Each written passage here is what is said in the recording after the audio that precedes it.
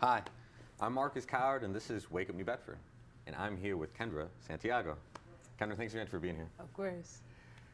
So, are there any movies, TV shows, or books where you really liked the portrayal of lawyers? Yeah, so I briefly mentioned Just Mercy before, Yeah. where like the main attorney is Brian Stevenson, and he founded like a nonprofit that helped innocent people on death row, and that was his work, right? And he didn't make any money doing that work. He had to move to Alabama, where he was being like racially targeted by like KKK and all of that because of the work he was doing, right? And I found that so inspiring, so powerful. There was another, like, that was like probably my favorite movie and book combo of all time. There was another movie and book combo that I also watched and read called The Hate You Give. The Hate You Give? Yep. Okay. I think that message was very powerful. It was about a girl that had a friend who got shot by the police in an instance where he like picked up a hairbrush and like the officer mistook it for a gun and fired a shot, right? And it killed him, and she proceeded to spend the book advocating for him, right? It is a fictional story, but it represents so well what actually happens. So those were definitely like my favorite books and movies of all time. There's other like documentaries where it portrays like the Central Park Five and stuff like that, right? So I think like all these cases about like civil rights and stuff like that are very important to watch, and like I'm so happy that there is a lot of media about it. Yeah. Even some that I haven't really explored yet, but it's so important.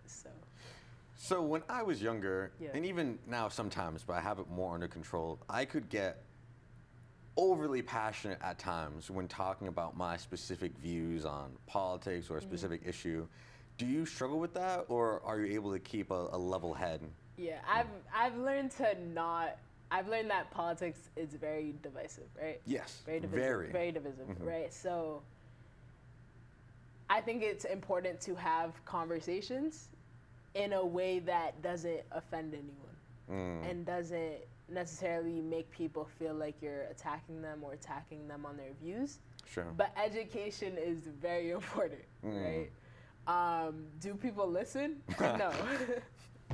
Most of the time, people are very stuck on their views that they won't hear what you're saying regardless. So I find it sometimes to be like a waste of time, me even trying to educate people. Sure. But obviously, like I'm very passionate about it. Anytime like I hear something, I want to bring it up. I want to bring up like my opinion on it, and sometimes I struggle not to. Yeah. And be like, bro, like no one cares to hear about it right now. Like you're not going to change any minds, right? Yeah, I'm not going to change their mind regardless. Wow.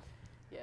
And so, do you find that that's just going to be the state of things? Like, are you just used to that, or do you hope you can change it? Like, I think that America was definitely like. I think it's become more divisive now. Yeah. Right. I think that the current state of America is very like there's one side and there's another side, unfortunately, right? It shouldn't be like that. I think that years before it used to be like less, where people could still like somewhat find like a middle ground and still somewhat agree. So I'm hoping it'll go back to that time where obviously people have different views on different things. So there will obviously always be like a two-party system. Yeah. I think that no one will ever be able to find like a middle ground where we can all like agree on one thing. Sure. But I hopefully think that it'll become less hate focused as it is now and less like where it's two sides like attacking each other for their views. I hope it becomes less in the future. So, friends your age. Yep. Is there a lot of interest in politics and getting involved, or are you kind of just like the only one? No, I think that there are like a couple of friends that I have that are very passionate about it, especially friends that come from like immigrant parents and stuff like that, where they're actually seeing what's happening. They're actually going out and educating themselves about what's happening, and they have like a very focused mind on it, right? And I think that is very important, and I love them for that. Like, that's amazing. And then I think that there are obviously also friends that don't bother to do that education because we are still young, right? Sure. Even though I find it's very important, we are young, like we can vote now, right? Like my friends can vote now, right? So I think it's very important that you educate yourself, but I do think that a lot of people my age don't care about it enough to try to educate themselves. And why do you think that is? They're just hearing what they like hear. I think that obviously, like, especially people that come from, like, their parents have, like, certain views on things, they're going to hear that and not bother to try and do extra education on it because they're going to be like, oh, my mom says that, like, says this, and I agree with that, I guess, so I'm going to vote that way, right? And I think that's how information gets passed on generation to generation because people don't try to find their own ideas and see like their own side of it. Not that they're to blame, right? You want to listen to your parents, but I think that they don't necessarily try to do education outside of that and find their own opinion on things. Sure. And so what's the best way for young people to be educated on current events and politics? Watch the news. Watch different news channels, right? Don't just stick to like watching CNN and watching Fox News, right? Because even them like can tend to be very biased sometimes, right? So educate yourself and find different sides of it. Try to find like we are taught like source checking in school, where we're checking if a source is biased. And obviously every source is like a bit biased, but you want to find the most neutral sources as possible to ensure you're getting information, just purely information, no opinions involved, right? Because you want to be able to form your own opinion on stuff.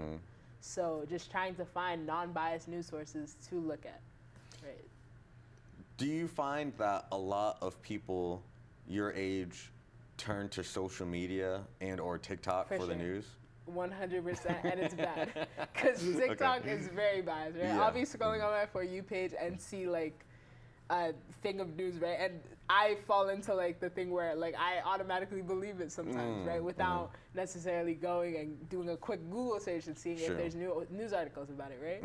I'll like look through the comments, oh, everyone believes this, right? It may be true, right? And I think a lot of people fall victim to that as well, where they believe what they see on social media, which anyone can post on social media. I can go and make a fake post and say that Barack Obama is running for president again. And people might believe that, right? So I think that it's very important to do research beyond that, right? And so when you look at politics in 5 years, do you see it, like, are you optimistic? Do you see it getting better? Or do you see that we have a lot of work to do? We have a lot of work to do. I try to stay optimistic in everything I do. But it is very hard to like look in 10 years and be like, we're gonna have our first woman president. We're gonna have our first Black woman president. We're gonna have that, right? It's very hard for me currently to look and be like, America is gonna change in that way. And we're gonna finally be ready for a woman president. But I do think that it is important to stay optimistic because things do change, right? So, yeah, it's important to stay optimistic, but it's hard to, but I still try to.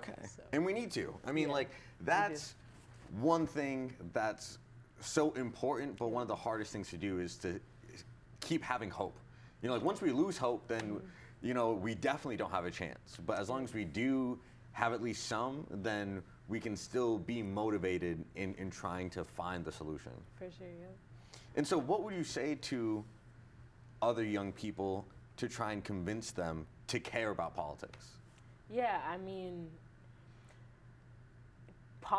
like, regardless of what you think about politics, regardless if you think it's like drama filled or if you think like you don't care about it, like, politics is our way of life. Like, it affects so many things. It affects what we are able to do. It affects our rights. It affects the economy. It affects everything in your life. So you should care about politics, and you should care about getting informed. You should care about who you are voting for in these high offices of power, right? You should care, and you should do that research to make sure you're not voting the wrong person into those offices. Absolutely. So, do you see yourself becoming a politician at some point? So, like, yes and no, right? I think politics is very, like, I don't know how to phrase this. Go ahead. I think that being a politician is very difficult, right? Sure. Because you have a lot of people that are going to hate you. You have a lot of people that are obviously going to love you. You have a lot of people that are going to try to like bribe you. You have to like, to be a politician, you really have to stay true to your morals and stay true to what you believe in and campaign on that, right? I do see a future where like I want to run for president, right? Okay, and, like, sure. Do that, right? Yeah. I don't think America is ready to vote a black woman into office. I hope that one day they are. Didn't we get really close with Kamala Harris? We did, but if she couldn't win against Trump, I mean, sure. Like, I don't know. I don't even know what to think about that, right? Sure. But we did come close, right? But I think that obviously, like, it was more so because a lot of people saw the negative aspects in Donald Trump and were like, I cannot vote for this man. Yeah. So they looked at Kamala Harris as a better option.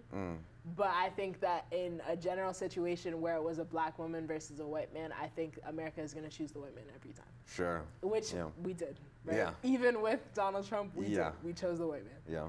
So I think hopefully in 20 years from now when I'm able to run, I hopefully think that it is different. Yeah. But obviously, I don't know what the future holds, right? I could maybe try to run for president. I could just stick to my like law, right? So I don't know, but and so it's definitely a possibility. You brought up the two-party system. Yep. And there are more parties, but Yeah, there are you informed on those other parties? Not as much, right? Sure. I haven't done like my research into like the Green Party and like, because I kind of know what they stand for, and I don't like necessarily align with that. I understand why people do, but I don't necessarily align with that. So I'm mainly focused on researching about what the main two parties stand for, because I do always think it's gonna be a two-party system, right? Yeah. I don't think that anyone from the Green Party is gonna win and be president, right?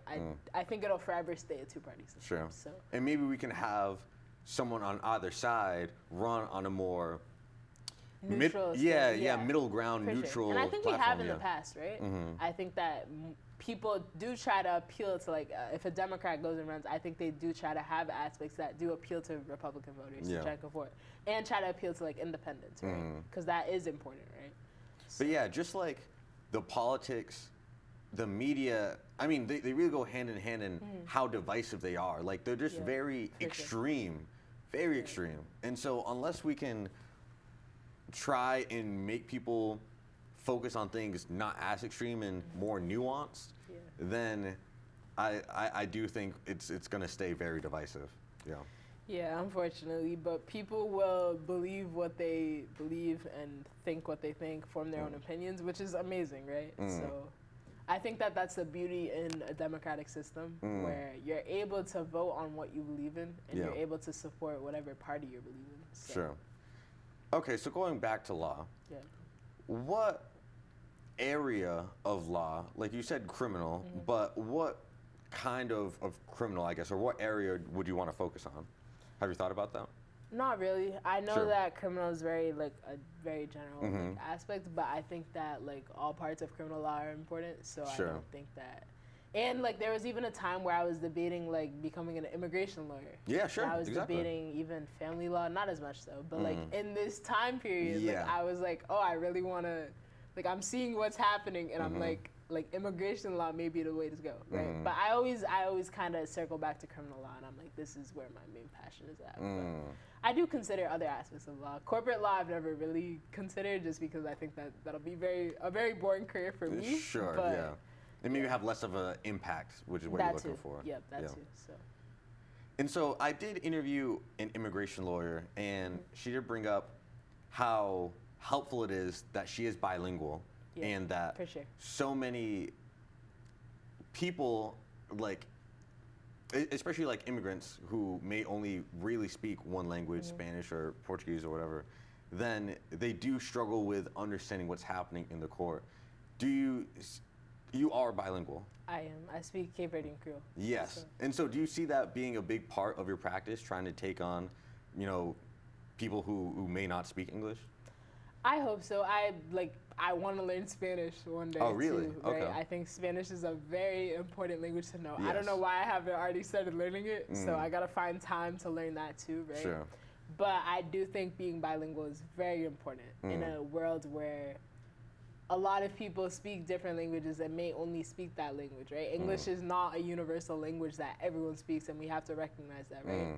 I think obviously I love knowing Cape Verdean Creole. I do think that not a lot of people in general, like in America, speak it, right? Obviously, there are Cape Verdean communities in New Bedford and Pawtucket and Providence and Dorchester, right? That like you will find a lot of people there that speak it. But I think when you go outside of that, it's not as useful, right? Which is why I would want to learn like a more general language like Spanish. Yeah, but absolutely. Being bilingual, trilingual is very, very important. So if for any parents out there, like teach your kids young. Okay. Right. Expose your kids to that language young because that's when you learn it faster. Which was your first language?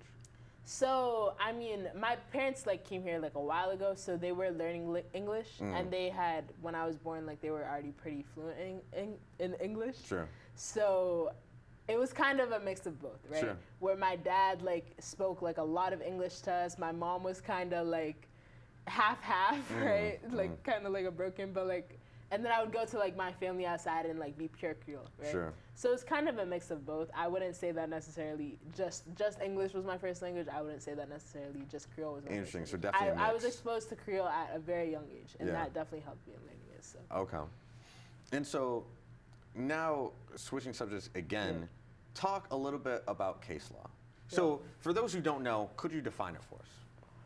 I mean, yeah, case law is like very important in terms of like just like cases that happen and how that affects like our like Supreme Court rules on what they decide, and that'll affect like the entire country. Sure. On like, for example, Roe v. Wade, right? And how it was overturned, right? Originally they left it up to women to decide what they want to do with their bodies, and it ended up being overturned, right? And now it's being left to the states, right? So it's very important in terms of we like have like, what is it, 7 judges, 7 officials that decide for America, right? Which is kind of crazy, but yeah. Do you not think that should be the system? I think it's hard to find a system that would work for everyone. I think that obviously it does suck putting it into like the hands of only a few people that need to like unanimously agree on something. Sure. I think that obviously sucks. I think it is hard to find like a system that works for everybody though. So I understand why they do it like that, but. And so is that an aspiration of yours one day as well to like, do you want to climb the lawyer ladder to be like lawyer, judge, maybe, Supreme Court or something like that? Yeah. I'm really I'm not sure what my future holds. Right? I look at that aspect and I'm like, oh, that's pretty cool, right? To be like a judge, to go be a Supreme Court official, like to go through that ladder. And then I look at like the politics side of it and I'm like, that's pretty cool too. To like run for like senator, run for like governor, president, like all that, right? So I don't know. It really depends how I'm just gonna take it as it goes, right? Sure. Obviously start off in criminal law and just see where I want to go from there. So. Does Voch have a student body or student government? We do not. We have a student council. Okay. Right, which I didn't participate in. Sure. But we don't have like a really student body like that, but we do have student council. And what does student council do? They run most of like the student like events. Like they help plan like pep rallies, they help plan like spirit days, stuff like that, and help be like a voice for all the students. So. And that wasn't something you were interested in or just didn't have time for necessarily? I feel like more I didn't have time for it. Sure. Obviously I wasn't that interested because I would have like made time for it. Sure. Right. But I think that my interest wasn't enough for me to like make time for it. So have you still been able to balance a social life? Were you doing sports? Yeah, I was. What sports were you doing? So in high school, I played soccer in the fall, and then I did track in the winter, spring, and then I also did club soccer outside of it. Okay, sure. So a whole lot of sports, whole lot of time commitments when it involved to that. But somehow you're able to balance everything. Yeah, I think that when you are very passionate about something, you're naturally gonna find time and make time for it, right? Which is why I was able to balance my academics, volunteering, all these sports, right? I was able to make time for it and still like have my social life, still enjoy high school, right? I honestly don't know how I did it, but I think that it was very important for me to do that, so I worked hard and I did it, right? Sure. So just making time for everything that you love is very important because you still want to enjoy high school, and it was still very important for my college application, like especially all the volunteering I did, all the like interning I did, right? So that was so important. So it's important to make time. So now, because you brought up something I didn't even know you did, which was volunteering. Yeah. Talk a little bit about the volunteering and the interning, and then in that, give some advice as to what goes into being a student that Harvard would want. Yeah, so I volunteered at South Coast Youth Courts, which is like a program that basically takes kids that were referred by like their school resource officer or their like juvenile or even juvenile court who have done like actions like they brought a weapon to school or they committed assault and battery or they were just a habitual school offender and was constantly getting in trouble in their classes. We take them, we put them through like a mini hearing in front of like a judge and like a jury of their peers. And we decide from there, like it's decided sanctions for them, like community service, like camps, like research projects, stuff like that, to help them rehabilitate and not reoffend. I had no idea this was a thing. Yeah. Okay, so talk about it. A lot of people don't. It is such an amazing program. It works, right? I think it's something like I don't know the exact percentages off the top of my head, but it's a very low recidivism rate, which means like they actually reoffend. It's very low. Okay. So it does actually work. It is very important what they do for the community, and a lot of people don't actually know about it. So I volunteer as an attorney, so I either represent the kid or I prosecute them. Sure. In representing them, I'm basically just making sure like their full side of the story gets painted. Yeah. And making sure people know like that the jury knows like either like they didn't mean to do something or they like, or even like beyond that and they're working to make amends already. And so just to help them get fair sanctions. Prosecution, same thing. I'm painting a story of the case and what they did and making sure they get sanctions. But the whole point, regardless of what side I'm on, the whole point is making sure they get sanctions that help them rehabilitate. Sure. Because that's the end goal for everyone, right, in the process. So that's been a really Did cool that experience. play a critical role on deciding if you wanted to be a defense attorney or prosecutor? So, not really, actually. Yeah, okay. I think Talk that, about like, at youth court, it's more about, like, making sure, I think even in court, right? But I think it's very important to make sure that kids receive fair sanctions. I think actually at youth court I like prosecuting more. Really? Yeah. Okay. I do like I don't know. It's weird. And do you get to choose or you're assigned? They typically ask, right? Unless like another attorney got there before you and already picked like that they wanted like prosecution, then you'll be stuck on. But like they ask you, right? So. But I think it was like overall like such an amazing experience volunteering there. I would definitely recommend it for anyone interested in law. Okay. So yeah, you go through like attorney training and you learn how to defend and prosecute someone. So yeah, it's such an amazing experience. And is that only open to like high school students? Yes, it is. Okay, sure. Even like younger than high school students can volunteer to sit on the jury. Oh, sure. And like watch the cases and stuff like that. But attorneys are high school students. And what is this program called again? South Coast Youth Courts. South Coast Youth Courts. Yeah, we have hearing nights in both New Bedford and Fall River. Interesting. Yeah. Okay. Amazing All right. program. So talk a little bit more about what else you did to volunteer. Yeah. I also interned at Justice Bridge Legal Center. Okay. Where I took intakes from people. I heard their like cases and I heard their stories and I took intakes down to help match them with. So basically, it's a like network of attorneys, like especially recently graduated attorneys that have passed their bar exam, but attorneys that work at reduced rates for low-income communities who can't afford this like private practice, like legal help, right? They can't afford it, so we're offering them legal help at a reduced rate. Sure. To help them receive adequate legal help. So I basically hear their cases and I take down their original intake, so that way the director can match them with an attorney who would hopefully be able to help them with their issues. So that was also a very cool experience. I got to hear, I was opened up to different like legal issues that people were facing. Sure, yeah. And the fact that like that's what really shaped my mind on the fact that like low income communities do not get the help they receive.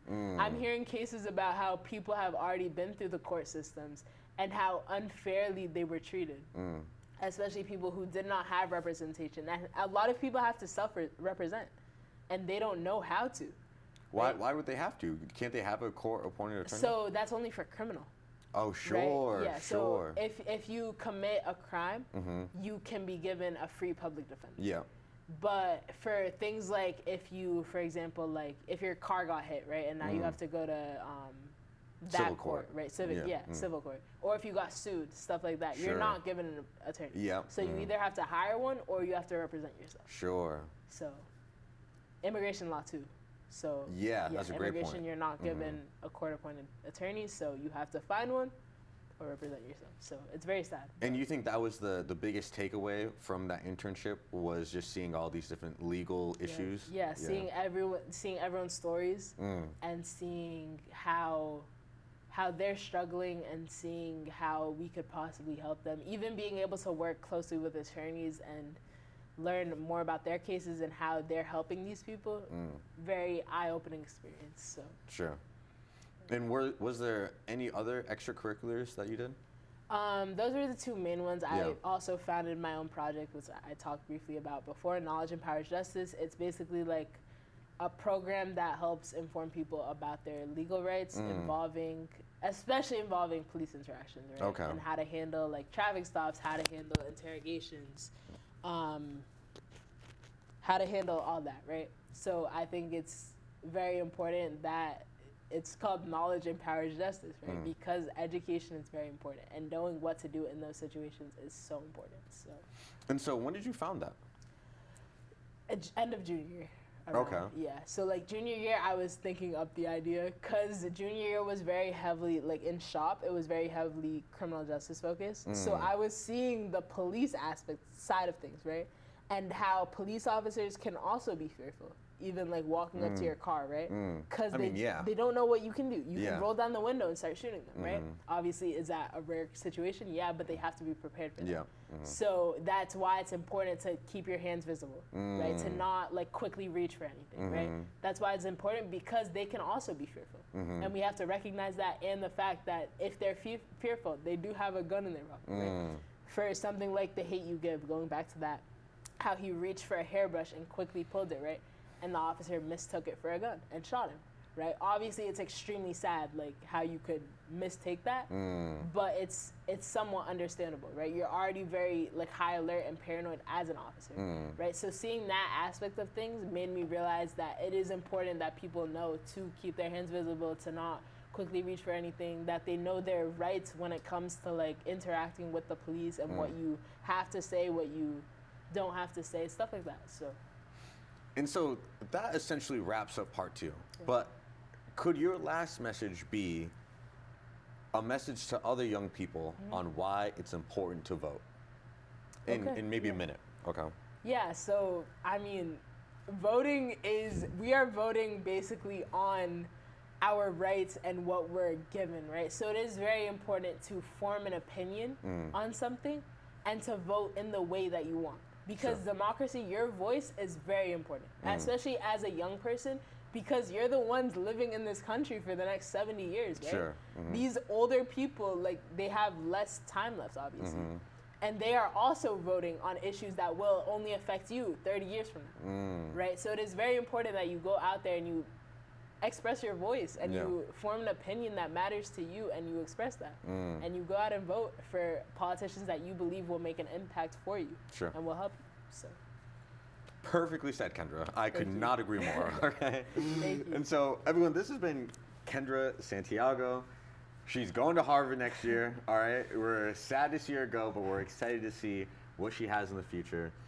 And thank you, everyone, for watching. I hope you learned something about law, more about what it takes to come from New Bedford and make it into Ivy League, especially Harvard.